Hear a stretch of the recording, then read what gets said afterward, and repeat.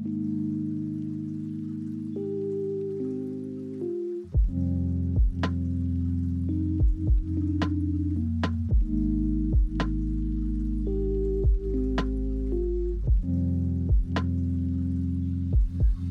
diary, hi. It's been a while, but I'm here. If there's one thing that I regret about moving off grid, I can say that it is the education system and the type of schooling that I have forced my children to receive or endure.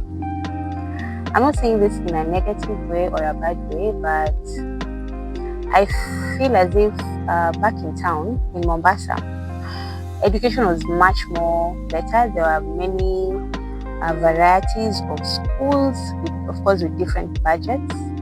And the school that they were in, compared to the school that they are now going to, was way better than the one that they're in right now. No offense to government schools and government institutions, but there are just some things that I don't really like.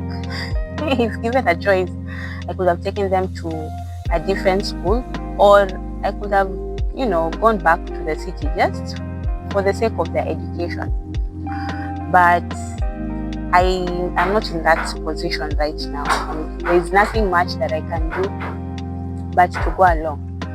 So the kind of scenario that I'm talking about, first of all, the school is very far. It is a 1 hour 20-minute walk one way from our shamba, and then coming back, that's another 1 hour 20-minute walk. And because they're very young, I have a 5-year-old, a 7-year-old, and an 8-year-old, and they need to report to school by 6:30 in the morning, and they leave at around 5, except for the 5-year-old. I didn't really want them to be trekking, so they usually take the motorbike to school. One way is 100 shillings, then another back is also 100 shillings. So during one school day, transportation is 200 shillings. Mind you, you haven't put into consideration break and lunch. So it is expensive. It is very expensive because the school is very far. There are other alternatives.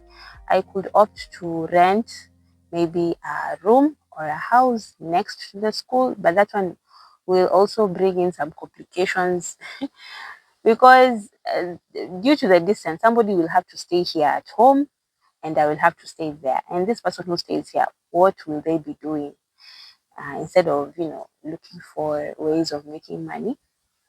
And then also I'll have to cook for two. We'll have to cook 2 meals, 2 separate meals. The one who will be here and the one who will be there, or that's me with the kids.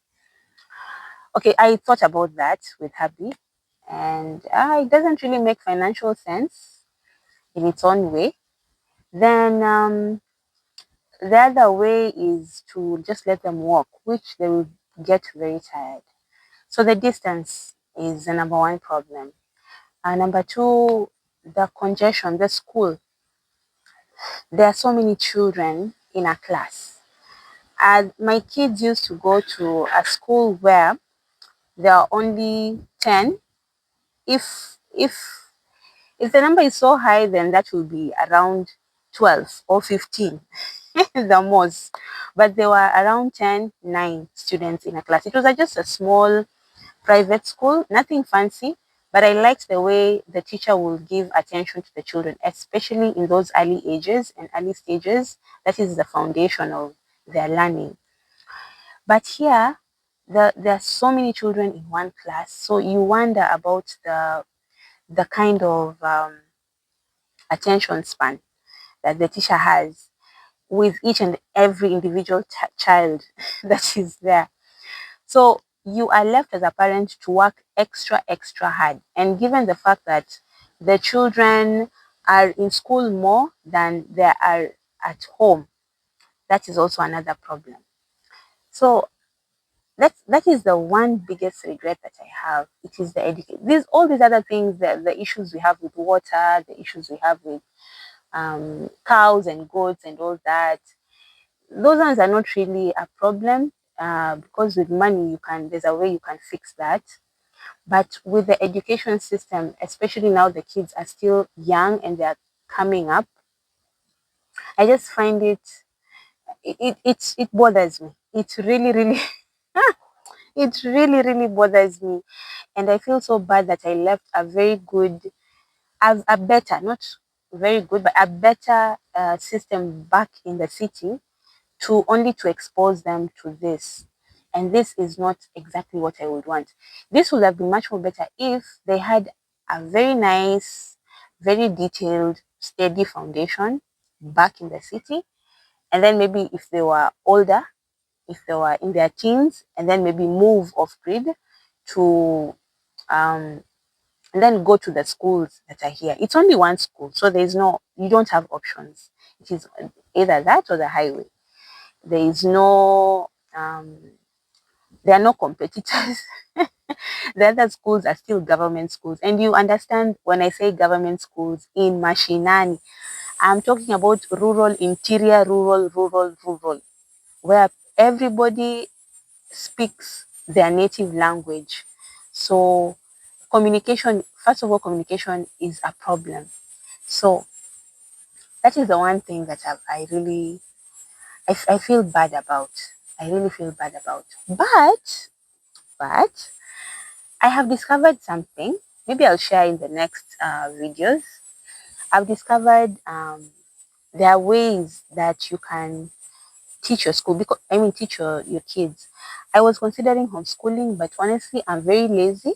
I don't think I am capable of homeschooling three kids in different grades. That one I cannot do. I have enough on my cup already. I can't take that on as a challenge. So I have been thinking of other ways that I can incorporate, because with this kind of schools, because they are giving you the most basic of basics of education, there are so many things that a child needs to be exposed to. So that is the problem with this area.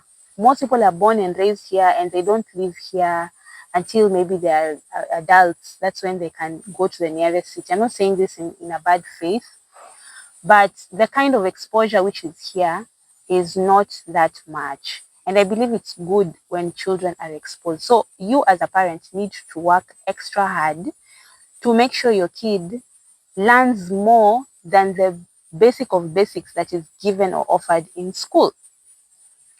So that said and done, I was thinking about how going, I was thinking of how to go about it. And I came up with this idea of, I've done my research and I found out that there are apps. Instead of giving your child um, games like Subway Surf and hill climbing and all those nice games that we have on Play Store, there are apps that can literally change your child's learning game. And for me, it comes in handy so much, because there are things I can't do by myself, but you can give your child a tablet or a phone and they can do this on their own.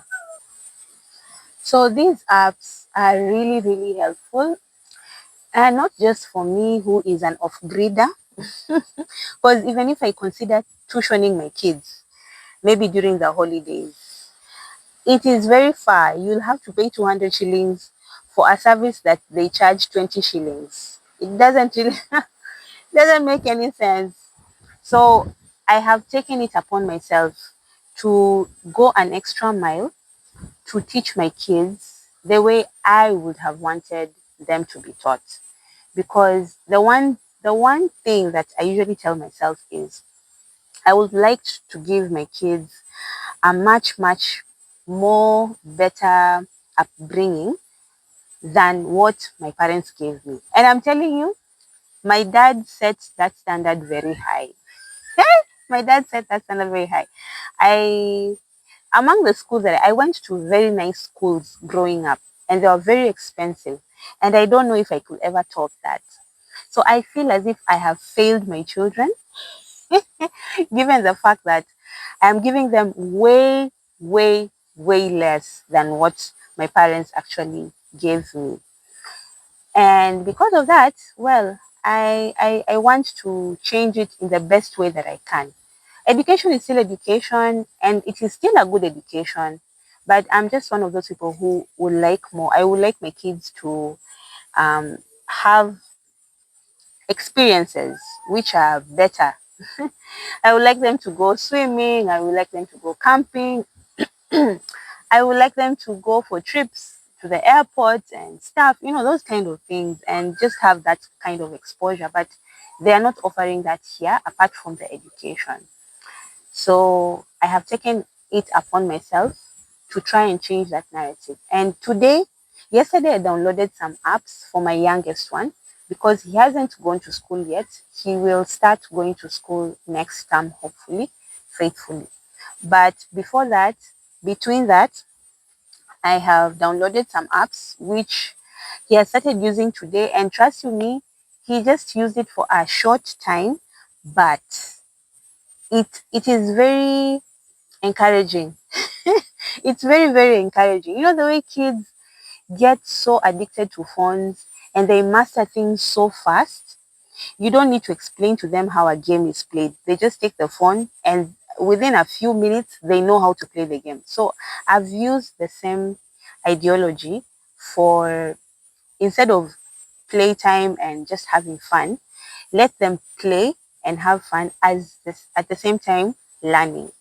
So I have one phone. We have three phones in the house, and one is for the kids. So that's what they're using. But in future, this is me to my future self. You need to buy these kids tablets so that each and every one of them can have those apps which can make them learn more effectively, enjoy learning, because you understand how machinani schools are. There's a lot of beating, there's a lot of punishments. Going to school is just one of those hectic things. I'm not saying that punishing is wrong, but I don't agree a teacher punishing a child because they don't understand. That's where I draw the line. Punish the kid because maybe they have misbehaved or they're on their worst behavior. But when it comes to learning, and then a child can't understand what 2 times 2 is, and then you resort to beating them or caning them, that to me doesn't make sense. It makes the child hate school much more. And that is not the kind of experience that I would like my kids to grow up with. But I don't have a choice for now. They'll just have to go to the school because it's better for them to go than not to go at all. And homeschooling is just out of the question. So I'm still testing out these apps and let me see how it goes. I believe it's going to be much, much, much more better and it will make learning much fun, more creative and enjoyable as compared to, the strict version of the formalities of learning. So yeah, that is my regret, the schooling, but I'm trying to make it as pleasant as possible. That's what I'm going to do. I'm going to take these I don't want to say lemonades. I mean, I don't want to say lemons to make into lemonades because lemonades are not that sweet. I'll take these apples and make them into the best apple shake juice ever. Yeah. So that's it. See you in the next one. Bye.